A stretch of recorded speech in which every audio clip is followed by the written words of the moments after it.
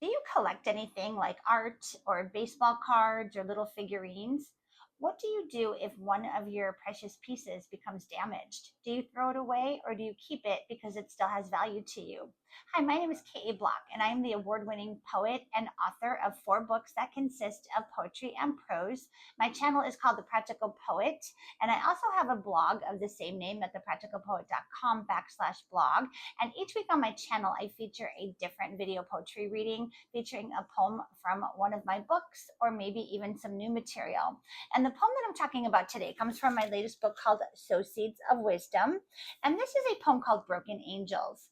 And angels are something that I collect, but oddly enough, most of the angels that I bring into my home get broken somehow. Something happens to them. This is one of my beauties here, one of my beautiful angel statues, a little show and tell here.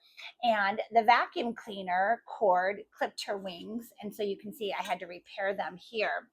Another one, this beautiful angel that I got from Haiti, that I carefully wrapped in my suitcase. Her wing ended up breaking off, and you can see that she's got this big scar here. So some people may have discarded them. I chose to keep them around because they still have value. And I was inspired to write this poem, kind of thinking about how, everybody is flawed. People are flawed. People have scars and scar tissue and war wounds. And especially as we go through life, and we take on those experiences, we also take on the capacity to have those flaws and those scars as we make our mistakes in life. And that doesn't mean we should be discarded, and that doesn't mean we should discard anybody else that has those flaws. And that was the point of this poem. So what I'd like to do is read a little excerpt here, a couple of verses from the poem Broken Angels. And if you like what you hear, I hope that you will head over to either my blog for the written version or the video poetry reading. I will link them both below. And here is just a couple verses from the poem Broken Angels. Some angels now have broken wings, which also break my heart. Perhaps I should discard them, but I find I cannot part.